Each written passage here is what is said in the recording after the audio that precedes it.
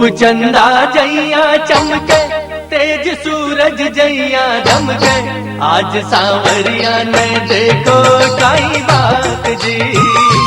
रूप चंदा जैया चमके, तेज सूरज जैया दमके, आज सांवरिया ने देखो काई बात जी। मुखड़ू घोर सुहानी लागे, लड़ा तो पहरी सा जागे, तेज जैया मस्तानी आई रात जी। आज सांवरिया ने देखो कई बात जी।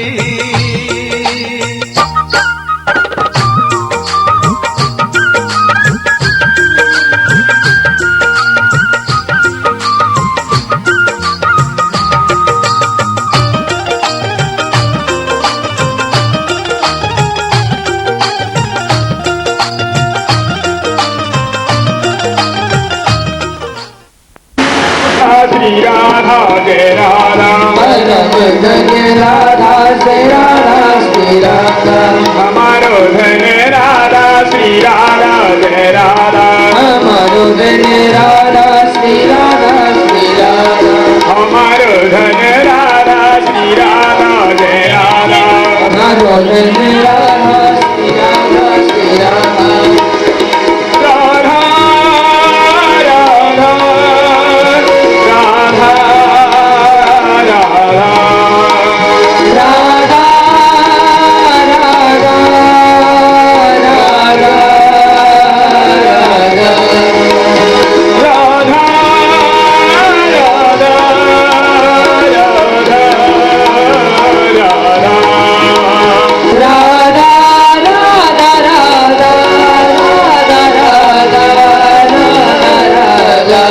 हमारो धन राधा श्री राधा जय राधा, हमारो धन राधा श्री राधा श्री राधा। हमारो धन राधा श्री राधा जय राधा, हमारो धन राधा श्री राधा जय राधा। हमारो धन राधा श्री राधा जय राधा, हमारो धन राधा श्री राधा जय राधा। किशोरी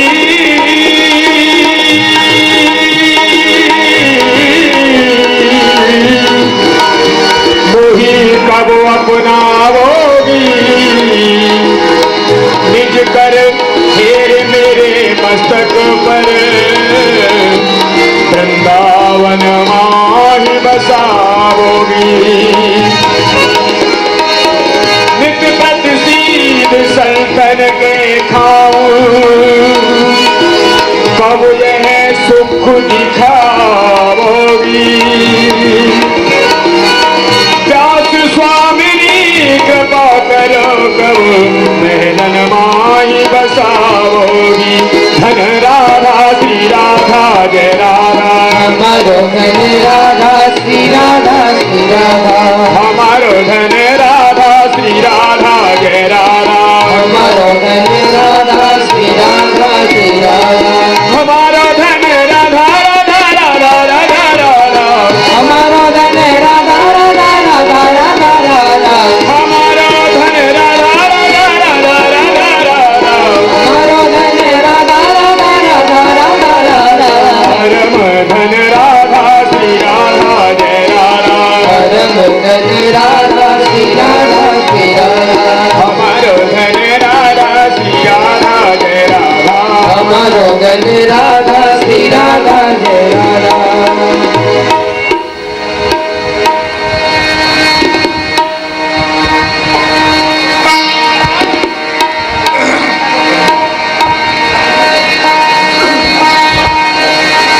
गुरुर्ब्रह्मा गुरुर्विष्णु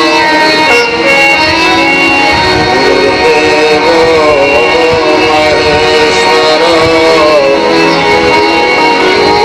गुरुर्साक्षात् परब्रह्म, तस्मै श्री गुरुवे नमः। अखण्डमण्डलाकारम् व्याप्तं येन चराचरम्, तत्पदं दर्शितं येन, तस्मै श्री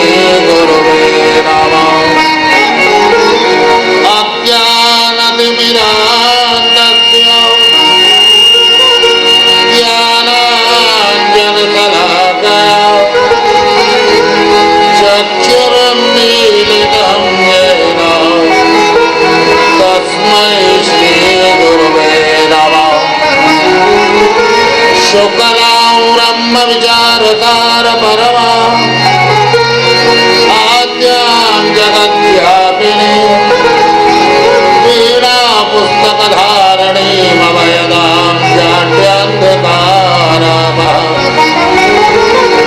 आस्ते स्फाटिकमालिकां विदधति पद्मासने संस्थिता वन्दे तां परमेश्वरीं भगवते बुद्धिप्रदां शारदाम् नारायणं नमस्कृत्य नरं चैव नरोत्तमं देवीं सरस्वतीं व्यासं ततो जयमुदीरये व्यासाय विष्णुरूपाय व्यासरूपाय विष्णवे नमो वै ब्रह्मविदये वासिष्ठाय नमो नमः अचतुर्वदनो ब्रह्मा विवाहुरपरो हरि अबाललोचनः शम्भो भगवान् बादरायणः यं जन्तमनुपेतमपेतमृत्यं वैपायनो विरहकातरयानुभावो पुत्रेति तन्मयतया तरवो विनेदो तं सर्वभूतहृदयं मुनिमानतोऽस्मि वागीशायस्य वदने लक्ष्मीर्यस्य च वक्ष्यति यस्यास्ते हृदये संवित् तं नृसिंहमहं भजे दक्षिणे लक्ष्मणो यस्य वामे च जनितात्मजा पुरतो मारुतिर्यस्य तं वन्दे रघुनन्दनं श्रीराधयालं कृतवामबाहु स्वच्छन्दवक्रीकृतदक्षिणाङ्गे वंशीधरं सुन्दरमन्दहासं भूमण्डलमोहितकामराजं करारविन्देन पदारविन्दं मुखारविन्दे विनिवेशयन्तं वटस्य पत्रस्य पुटेशयानं बालं मुकुन्दं मनसा स्मरामि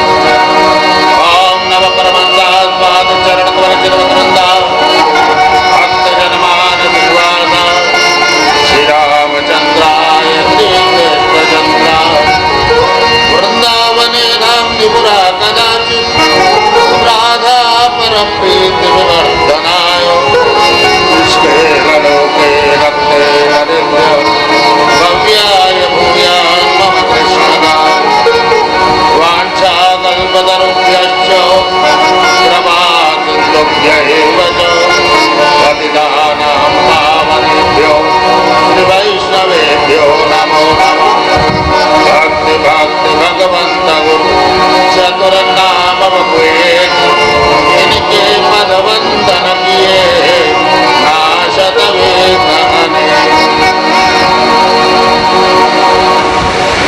बोलिए वृंदावन बिहारी लाल की जय। श्रीमद् भागवत महापुराण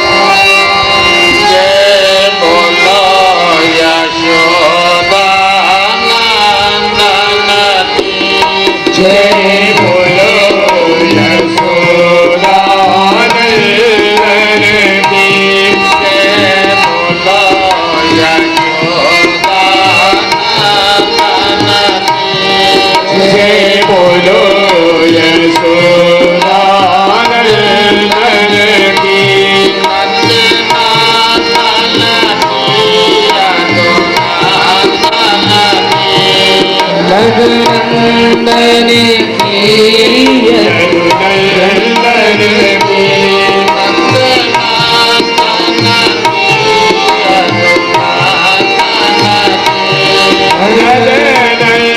यदुनंदन की यदुनंदन की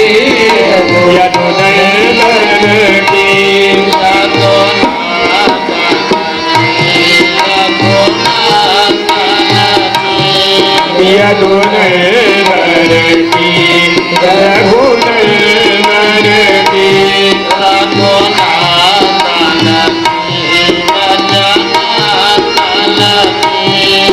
रघुनंदन की प्रजनंदन की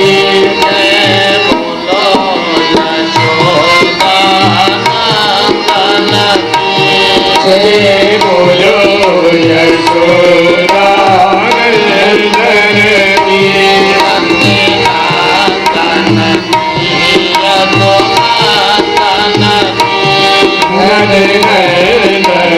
की यदुनंदन की नंदन की ब्रजपालन की ब्रजपालन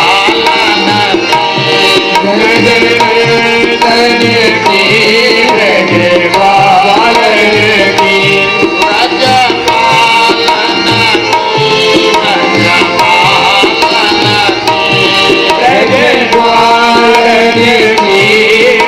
ब्रजपालन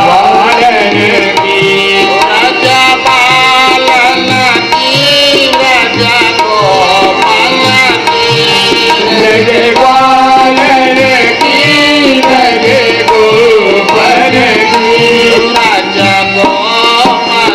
की ब्रजगोपाल की ब्रजगोपिन की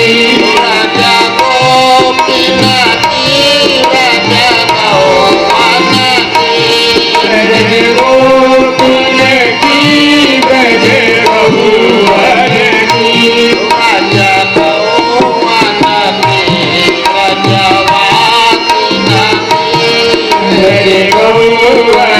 की ब्रजवासिन की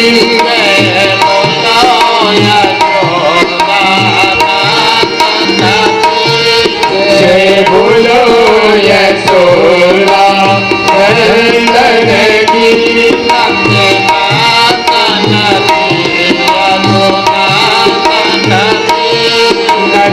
नंदन की यदुनंदन की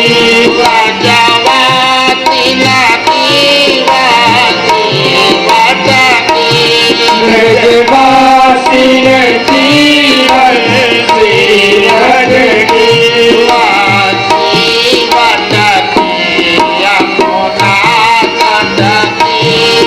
वंशी कट की यमुना तट की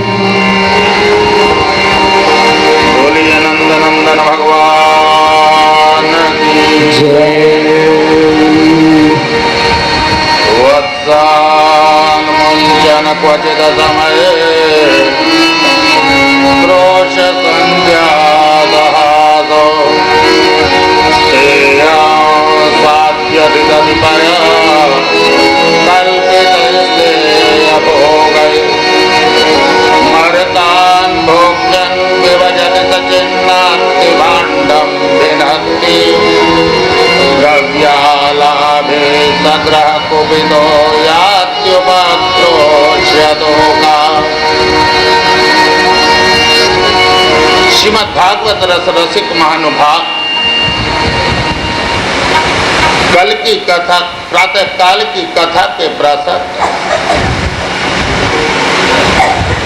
सुखदेव जी कहते राजा पारीच, आज मैया ने लोरी सुनाई, कन्हैया को निदिया आ गई। प्रातः काल परात्पर करुणा वरुणालय बाल कृष्ण प्रभु आज नंद महल में विचरण कर रहा है। धीरे धीरे प्रभु ने चलना आरंभ किया। जिस समय प्रभु ने चलना आरंभ किया तो मैया कन्हैया को नंद महल से कहीं बाहर नहीं जाने दिया। मैया को कंस का भय है। कन्हैया मैया के पास गए और मैया के पास जाकर के कहने लगे, मैया मैया तेरी आज्ञा हो तो गौ माताओं के चरण छुआ। ना कन्हैया मैं कहीं नहीं जाने दूं। ले मैया मैं तो इसलिए कह रहा हूं कि गौ माताओं के चरण छूंगा। गौ माताओं में 33 करोड़ देवताओं का निवास है। मैया पता नहीं किसकी कृपा से इतने बड़े बड़े राक्षसों से रक्षा हो रहे। मैया ने सोचा कि कन्हैया वास्तव में सत्य कह रहा है। मैया ने स्वीकृति दे दी। आज कन्हैया नंद महल के बाहर गौशाला में गए और गौशाला में जाकर के गौ माताओं के चरण स्पर्श किए। चरण स्पर्श करके जैसे ही नंद महल के द्वारे के बाहर पहुंचे, सारे ग्वाल बाल एकत्रित, सारे ग्वाल सखा मंडल का नेतृत्व तो बलदाऊ जी महाराज कर रहे हैं। आज सारे ग्वाल बाल कन्हैया को देख करके कन्हैया को चिढ़ाने लगे। कहने लगे, कन्हैया एक बात बताएं, तू कोई मैया का लाला थोड़ा ही। अरे तुझे तो मैया मूल में खरीद लाई। कन्हैया के नेत्रों में अश्रु भरा। कहने लगे, दादा देखो ये सब क्या कह रहे हैं। बलदाऊ जी कहने लगे, कन्हैया बात तो ये साची है। देख कन्हैया, बाबा गोरे मैं गोरा, मैया गोरी मैं गोरा। कन्हैया तू हमारे यहाँ काला कहां से आ गया? अरे कन्हैया तुझे तो बाबा ना मूल में लाए थे। बस महाराज दादा का तो इतना कहना और कन्हैया के नेत्र से अश्रुधारा प्रवाहित होना। कन्हैया दौड़े दौड़े आए और भैया की गोद में आकर के विराजमान हो। मैया मोए दाऊ बहुत खिजायो, मैया मोहे दाऊ बहुत खिजायो, मैया मोहे दाऊ बहुत खिजायो, मैया मोहे दाऊ बहुत खिजायो। आज प्रभु मैया से शिकायत करने लगे, मैया दादा दाऊ मुझे बहुत चिढ़ाते और जब घर के ही चिढ़ाएंगे तो बाहर कौन छोड़ देगा। भैया तुझे गोधन की सौगंध है। भैया तू साची साची बता कि मैं तेरा लाला हूं अथवा नहीं। मैया के नेत्रों में अश्रु भरा। मैया कहने लगी, कन्हैया मैं गोधन की सौगंध खा करके कहती हूं कि कन्हैया मैं तेरी माँ हूं और तू मेरा लाला। अरे निपुते बलुआ, तेने कन्हैया से क्या कही, तुझे नहीं छोड़ो। कन्हैया तो प्रसन्न सुखदेव जी कहते राजा परीक्षित, जैसे ही कन्हैया एकांत में आए, बलदाऊ दादा को देखा, बलदाऊ दादा को देख करके कहने लगे, कहो दादा कैसी पड़ी, घूटा दिखा दे, रहने दे कन्हैया। आश्चर्य मैया से कह दी। कन्हैया कहने लगे दादा आपने भी तो सारे ग्वाल वालों के बीच में मेरी हंसी उड़ाई। अच्छा देख कन्हैया, आज से कोई किसी की हंसी नहीं उड़ाए, और कन्हैया बाहर की कोई बात आकर के ना मैया को भी नहीं बताए। दादा मुझे क्या जरूरत है, दादा पहले अगर आप कह देते तो अब तक ये सब बात होती नहीं। बलदाऊ दादा प्रसन्न हो, कन्हैया को ग्वाल का मंडल का नेतृत्व तो प्रदान कर दिया। सुखदेव जी कहते राजा परी, आज जिस समय परस्पर भगवान श्याम सुंदर व्रज में बाहर निकले तो प्रभु ने क्या देखा कि ब्रज का जितना भी दुग्ध है सारा दुग्ध कंस के यहाँ कर के रूप में चला जा रहा है। प्रभु ने विचार किया कि ये कार्य उचित रहे, सारे ब्रजवासी गोपालन करें और गौ के दुग्ध का उपयोग कंस के असुर करके ब्रजवासियों पर आक्रमण करें, ये उचित है। लेकिन ब्रजवासियों को कंस का इतना भय, अगर कंस से मना करें, अगर ब्रजवासियों से मना करें तो कोई मानने वाला है नहीं।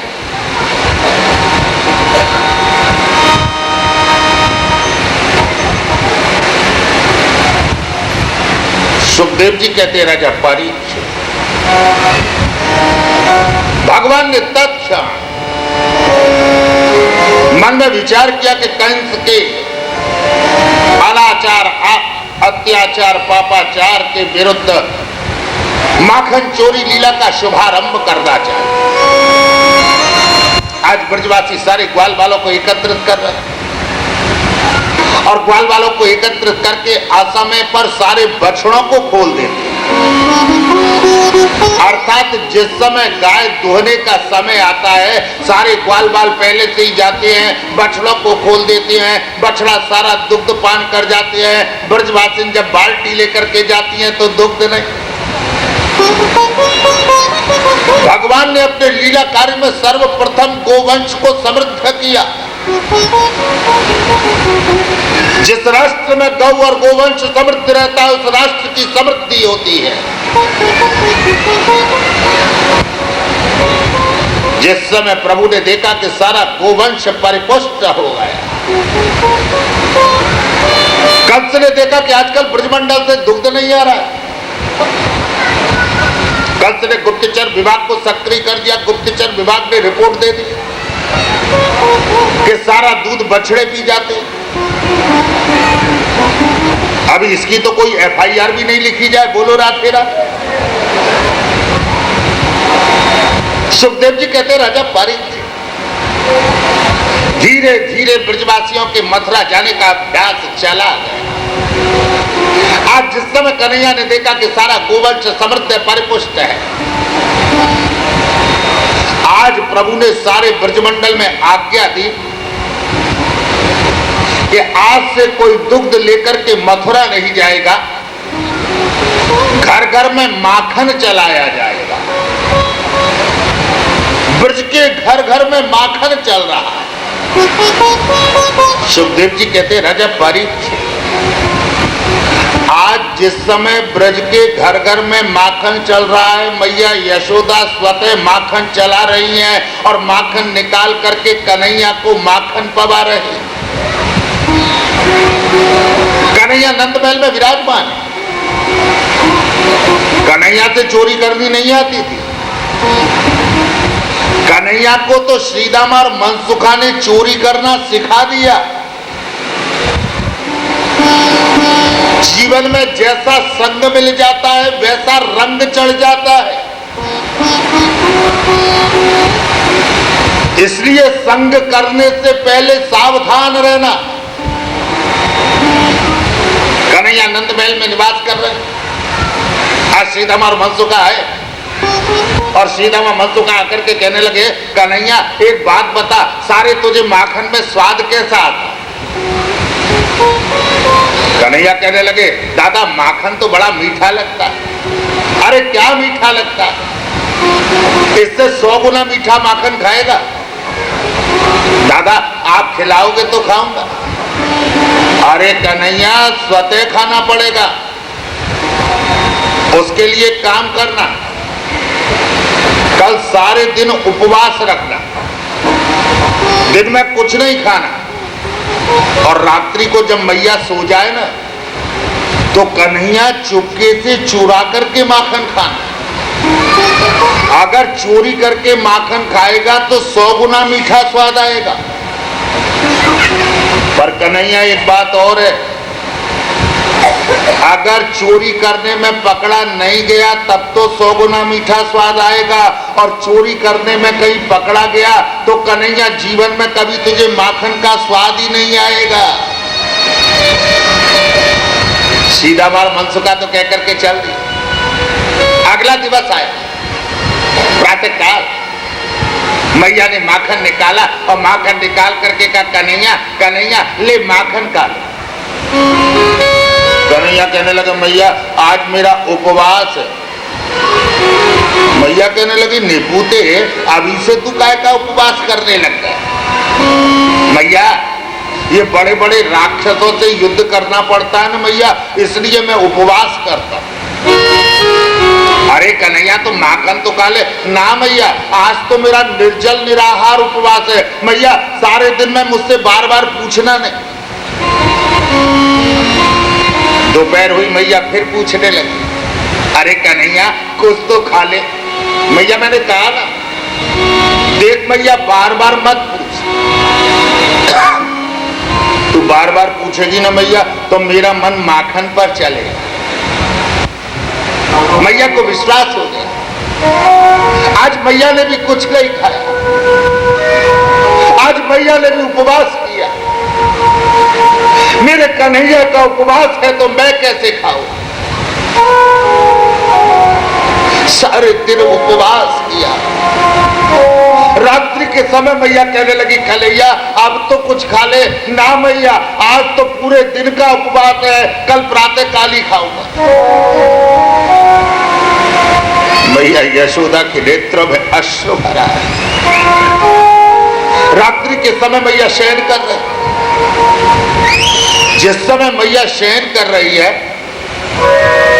तो मैया यशोदा के पास में तो बलदाऊ जी महाराज शयन करते हैं और रोहिणी जी के पास में कन्हैया शयन करते हैं। कन्हैया रोहिणी जी के पास में शयन कर रहे हैं।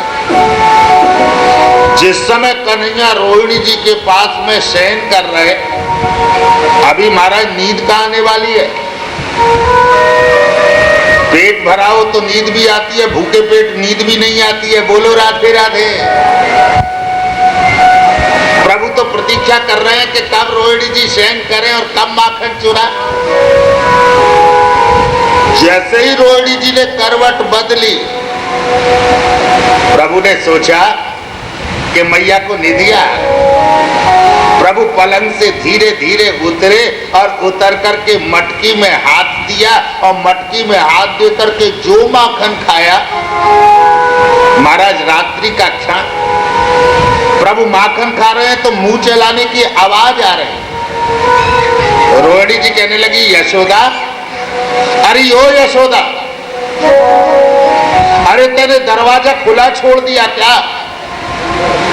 मुझे तो ऐसा लग रहा है कि कोई बिल्ली आ गई है। कन्हैया तो मई के मई बैठ गए, न माखन उगल पा रहे हैं न माखन निगल पा रहे हैं। कन्हैया को भय है कि अगर चोरी करते पकड़ा गया तो जीवन भर माखन का स्वाद चला जाएगा। कन्हैया हाथ जोड़ करके कह रहे हैं, हे गणेश जी महाराज, आज मेरे ऊपर कृपा कर देना, आज के बाद कभी चोरी नहीं करूंगा। हे गौ माता, आज के बाद कभी चोरी नहीं करूंगा, लेकिन चोरी करता हुआ पकड़ा नहीं जाऊंगा। यशोदा जी कहने लगी, जी आपको न तो नींद आती है, न सोती हो, न सोने देती हो। अरे सो जाओ, कोई बिल्ली नहीं आएगी। यशोदा जी ने चादर लिया और चादर लेकर के मुंह ढक लिया। कन्हैया धीरे धीरे आए और रोहिणी जी के पास आके सो गए। थोड़ी देर में देखा कि अब तो कम से कम रोहिणी जी सो गई हो। कन्हैया जी फिर पलंग से उतर और फिर पलंग से उतर करके फिर माखन खाने लगे। अभी जिस समय दोबारा माखन खाना आरंभ किया, फिर आवाज आई। रोहिणी जी कहने लगी, अरे ओ यशोदा, अरे यशोदा देख तो सही, लगता है आज कोई घुस आया। प्रभु तो फिर मौन हो गए। जल्दी से माखन खाया और माखन खा करके रोहिणी जी के पास में आकर के सो गए। दीपक बुझा दिया ताकि रोहिणी जी देखें तो अंधेरे में देख नहीं सके। प्रभु इस बात को भूल गए कि बाह्य जगत के प्रकाश को तो आप बंद कर सकते हो, लेकिन नारायण जहां आप विद्यमान हो वहां अंधकार होने वाला कहां है? जहां स्वयं कन्हैया विद्यमान रहती है वहां तो जीवन का तिमिर समाप्त हो जाता है। वहां तो दिव्य दैदीप्यमान ज्योति प्रकाशित हो जाती है।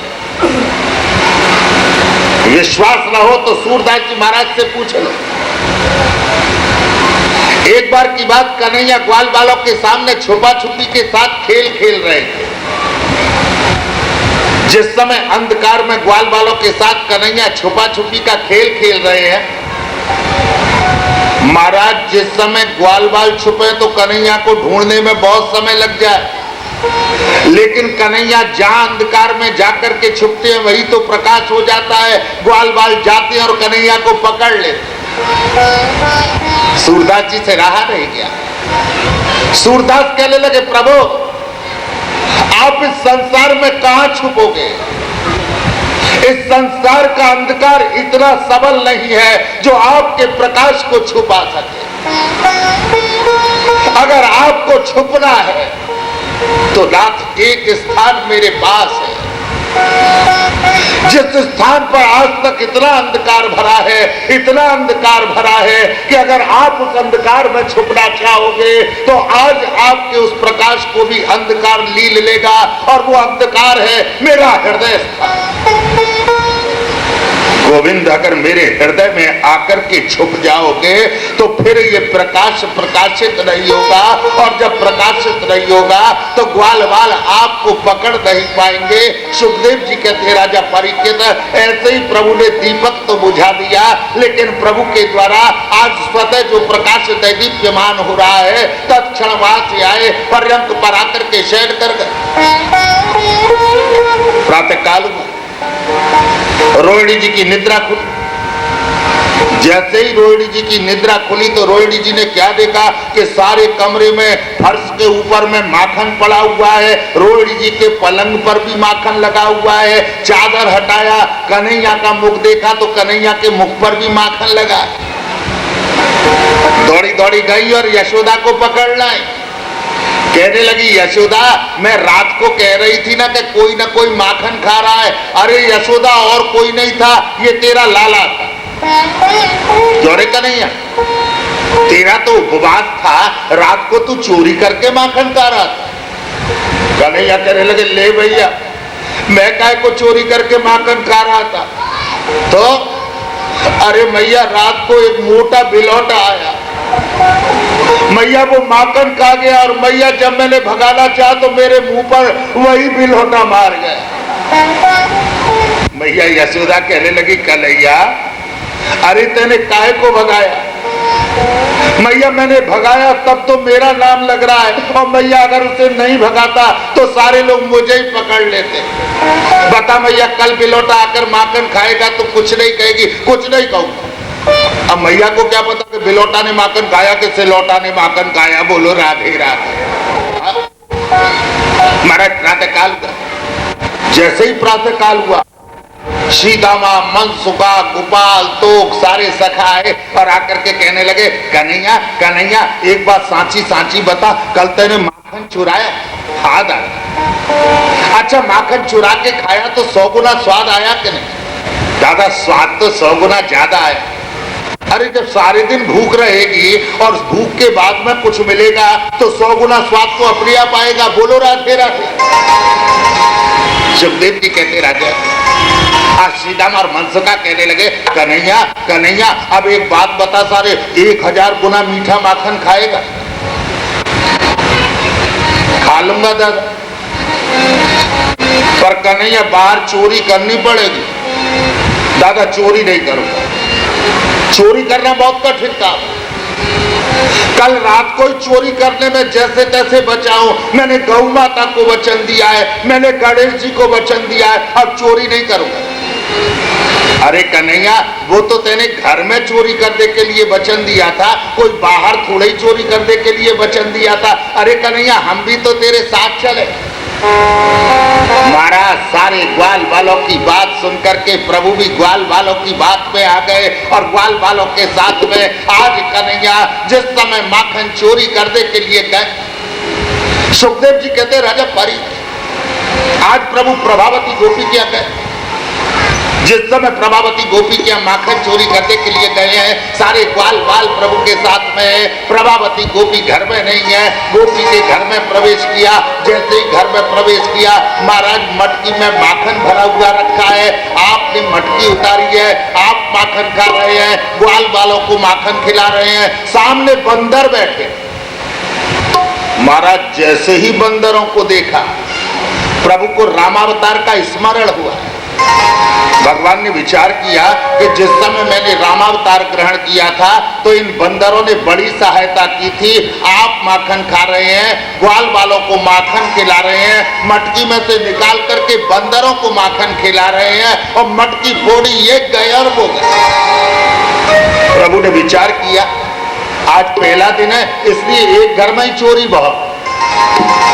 सुखदेव जी कहते राजा परीक्षित जिस समय कन्हैया नंद महल में पधारे हैं, सारे ब्रजमंडल में चर्चा हो गई, हाय रे हाय ये नंद का लाला माखन चोर है, नंद का लाला माखन चोर है, माखन खाता है सो खाता है, हमारी ददिया सास के जमाने की मटकी भी फोड़ गिरा। कन्हैया माखन खाते हैं, इससे गोपियां बड़ी प्रसन्न होती है, लेकिन कन्हैया मटकी फोड़ जाते हैं, इससे गोपियों को बड़ा कष्ट होता है। बोलो राजखेड़ा। सुखदेव जी कहते राजा परीक्षित इसके आनंद अगले दिवस प्रभु जिस समय माखन चोरी करने के लिए गए, ये गोपी बड़ी चतुर है। गोपियों ने महाराज घर में छीके लटका दिए और छीके लटकाकर इतनी ऊंची ऊंची मटकी लटका। अभी जैसे ही ग्वाल बाल गए, कन्हैया बार बार मटकी उठाना चाहते हैं, लेकिन कन्हैया का हाथ ही नहीं जाए। सीधा बार मनसुखा से कहने लगे, मनसुखा सारे खड़ा है, ऐसा नहीं कि तू घोड़ा बन जा। मनसुखा को घोड़ा बनाया, मनसुखा के ऊपर सीधा माँ को चढ़ाया, सीधा माँ के ऊपर गोपाल को चढ़ाया, गोपाल के ऊपर आप चढ़े और आप चढ़ करके जैसे ही मटकी उतार रहे हैं, आप माखन खा रहे हैं, ग्वाल वालों को माखन खिला रहे हैं और माखन खिला के मटकी फोड़ के ये गए और वो गए। सुखदेव जी कहते राजा परीक्षित इसके अनंत आज जिस समय परस्पर प्रभु श्याम सुंदर गोपी के यहाँ गए, तो ये गोपी तो बड़ी चतुर है महाराज। इस गोपी ने 3 मटकी नीचे खाली रखी है, चौथी मटकी में आपने माखन रखा है और ऊपर 3 मटकी खाली रखी। गोपी मन में विचार कर रही है कि कन्हैया नीचे से मटकी फोड़ेगा तो खाली मटकी फूटेगी, ऊपर से मटकी फोड़ेगा तो खाली मटकी मिलेगी, माखन से भरी मटकी तो बच जाएगी। बोलो माखन चोर भगवान की। सुखदेव जी कहते राजा परीक्षित तत्क्षण आज कन्हैया ने जिस समय मटकी फोड़ी है, महाराज आपने माखन खाया, ग्वाल वालों को माखन खिलाया, इधर गोपियां आज दिव्य माखन चोरी की चर्चा कर रही हैं। रात्रि में स्वप्न में भी गोपियों को कन्हैया के माखन चुराने के दर्शन हो रहे हैं। हरी रात श्याम सपने में आए, सखी रात श्याम सपने में आए, मेरे दैये पी गए सर, दैये पी गए सर,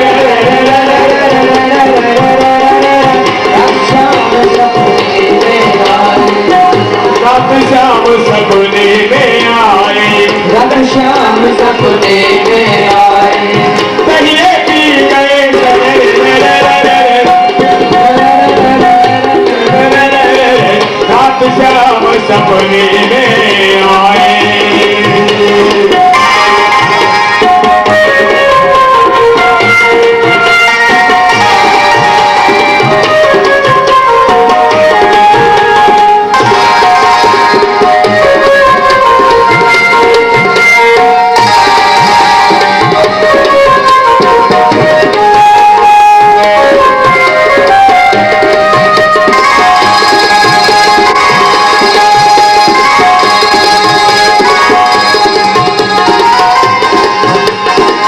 जब श्याम मेरी खिड़की खोली, जब ही श्याम मेरी खिड़की खोली, जब श्याम मेरी खिड़की खोली, खिड़की कर गई, खिड़की कर गई, खिड़की कर गई रात श्याम सपने में आए, रात श्याम सपने में आए। रहिए पी गए भैया पी गए रात श्याम सपने में आए, रात श्याम सपने में आए।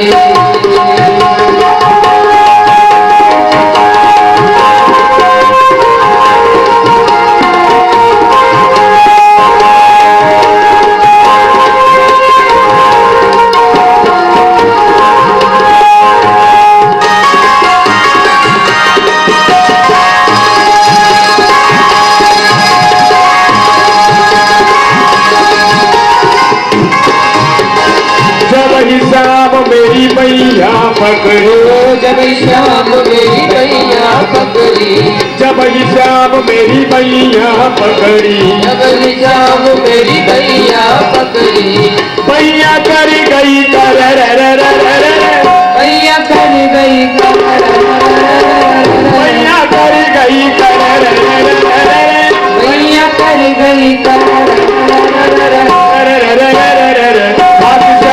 सपने में आए, रात श्याम सपने में आए। कहिए पी गए भैया पी गए रात श्याम सपने में आए, रात श्याम सपने में आए।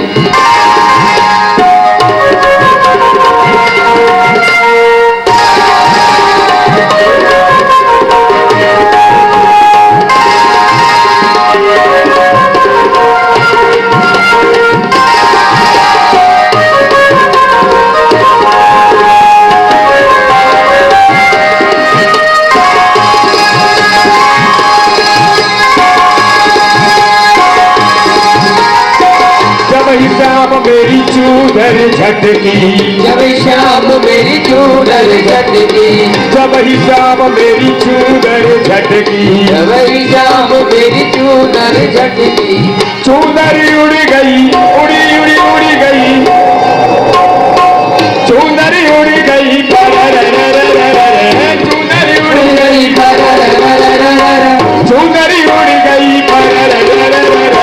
रात श्याम सपने में आए, रात श्याम सपने में आए। कहिए पी गए दरिया पी गए रात श्याम सपने में आए, रात श्याम सपने में आए।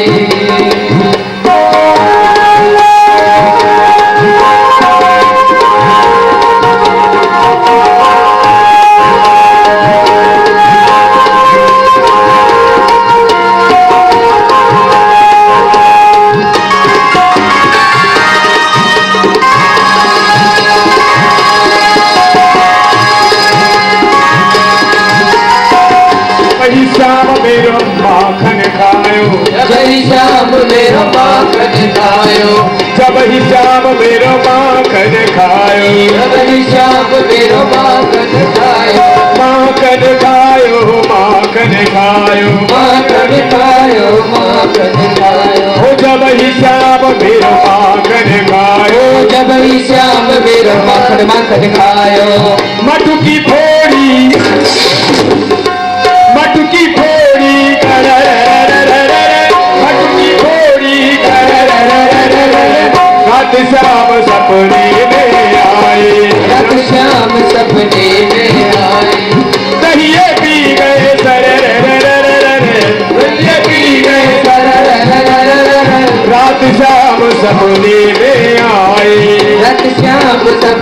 में आए।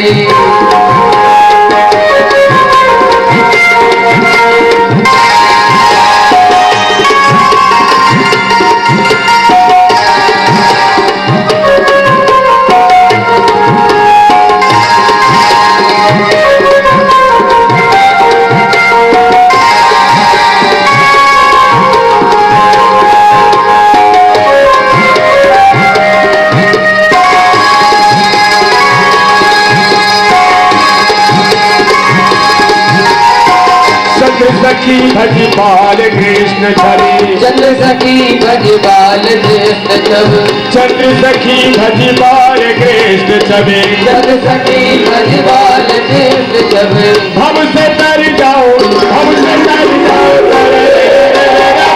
हमसे तर जाओ,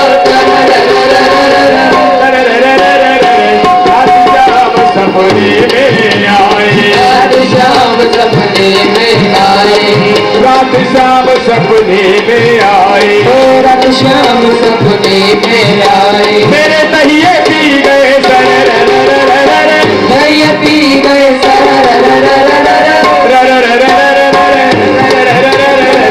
रात श्याम सपने में आए, रात श्याम सपने में आए, रात श्याम सपने में आए, रात श्याम सपने में आए। आज गोपियां रात्रि के क्षणों में जब शयन करती हैं तो स्वप्न में भी कन्हैया को माखन चुराते हुए दर्शन कर रहे हैं। कन्हैया ग्वाल बालों के साथ में आज पूरनमासी बुआ के यहाँ गए। बड़ी वृद्ध है पूरनमासी बुआ। महाराज दंत पंक्ति तो एक भी नहीं है, सारे दिन दरवाजे पर बैठी रहती है। किसके घर में कौन आया, कितनी देर के लिए आया, क्या बातचीत हुई, सारे समाचार इससे पूछ ले। कन्हैया जैसे ही ग्वाल बालों के साथ गए, कन्हैया ने तो पहले ही कह दिया कि सीधे अंदर प्रवेश कर जाना। अगर कहीं पूरनमासी बुआ के पास बैठ गए तो महाराज सुबह से शाम हो जाएगी, पर ये क्या कहेगी ये समझना बहुत कठिन है। जीवन में कभी कभी वृद्धावस्था में यही अवस्था हो जाती है। जीवन में कभी किसी वृद्ध का उपहास मत करो। पता नहीं आज जिन कार्यों के लिए हम वृद्ध का उपहास कर रहे हैं, कल जब हमारी वृद्धावस्था आएगी तो पता नहीं हमारी क्या अवस्था रहेगी। आज जिस समय प्रभु ने पूरनमासी बुआ के प्रवेश किया और ग्वाल बालों के साथ में जिस समय कन्हैया माखन चुरा करके खा रहे हैं, महाराज पूरनमासी बुआ को कहां चैन, दरवाजे से ही कहने लगी, अरे कन्हैया है क्या कन्हैया, अरे कन्हैया माखन चुरा रहा है क्या। कन्हैया ने सोचा कि महाराज ये सारे मोहल्ले को इकट्ठा कर लेगी, इसलिए इसको चुप करना बहुत जरूरी है। कन्हैया ने एक माखन का ढेला लिया और माखन का ढेला लेकर के वहीं से जो मारा, मारा दंत पंक्ति तो एक नहीं थी, जो मुंह में माखन गया बुआ को तो स्वाद आ गया। पहले तो बुआ ने माखन खाया और माखन खा करके कहने लगी, कन्हैया आज तू आया तो कम से कम माखन खाने को तो मिला। कन्हैया ऐसा माखन तो किसी दिन मेरी बहू ने भी नहीं खिलाया।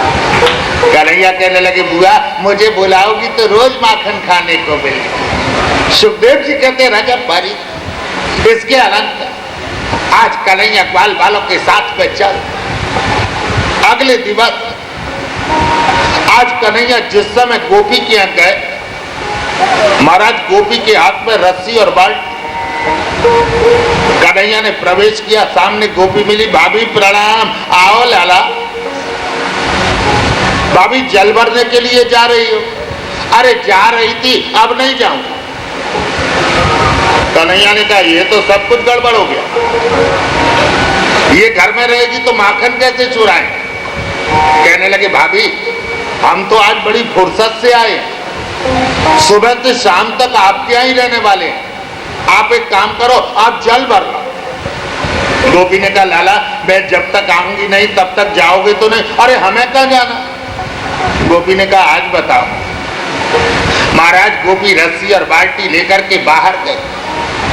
कन्हैया ने सीधा मार मनसुखा से कहा, सारे जल्दी मटकी उतार और माखन खा, ये बड़ी चतुर गोपी है, पता नहीं कब आ जाएगी। महाराज जो मटकी उतारी और मटकी उतार करके जैसे ही आपने माखन खाना आरंभ किया, ये गोपी सामने के दरवाजे से गई और पीछे के दरवाजे से आकर के कन्हैया का हाथ पकड़ कहने लगी, नंदलाल मैं जानती थी कि आप माखन चुराओगे, आज छोड़ने वाली नहीं हूं, आज आपको नंदरानी के पास ले जाओ।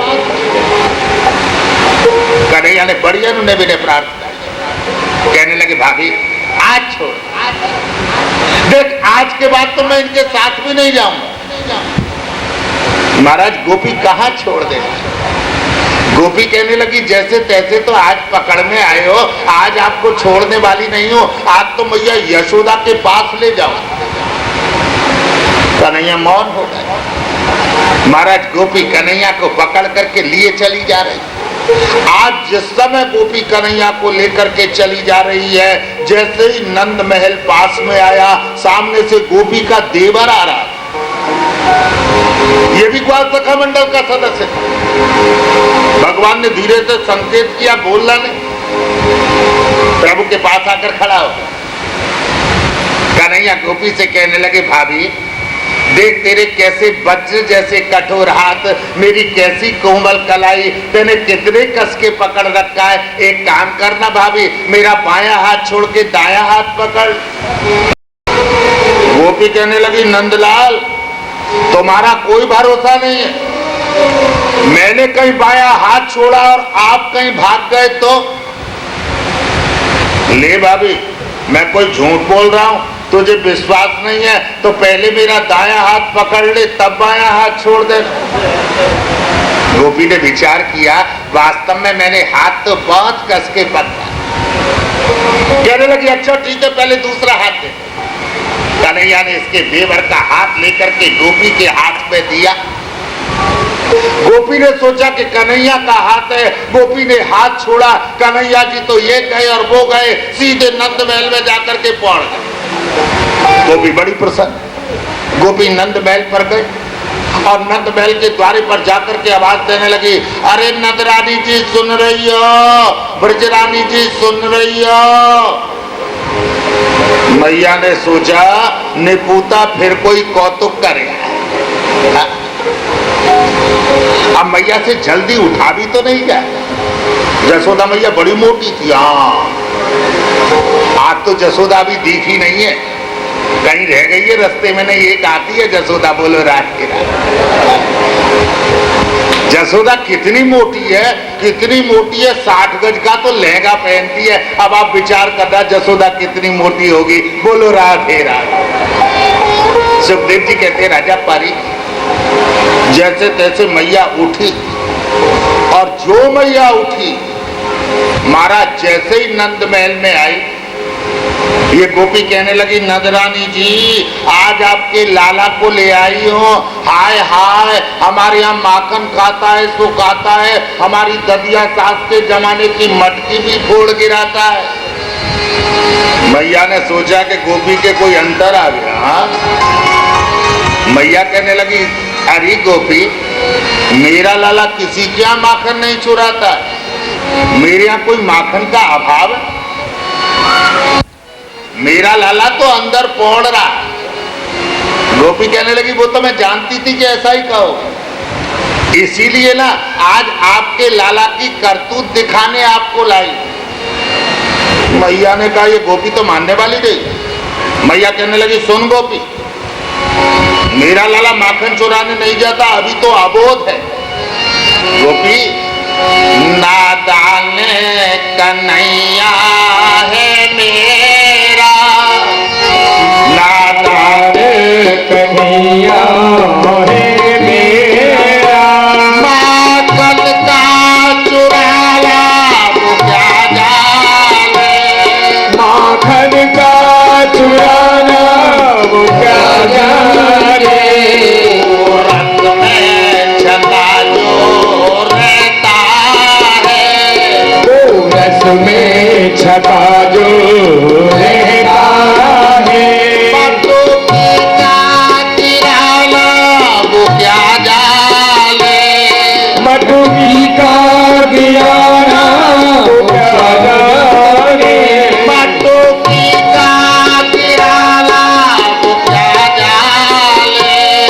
मटकी का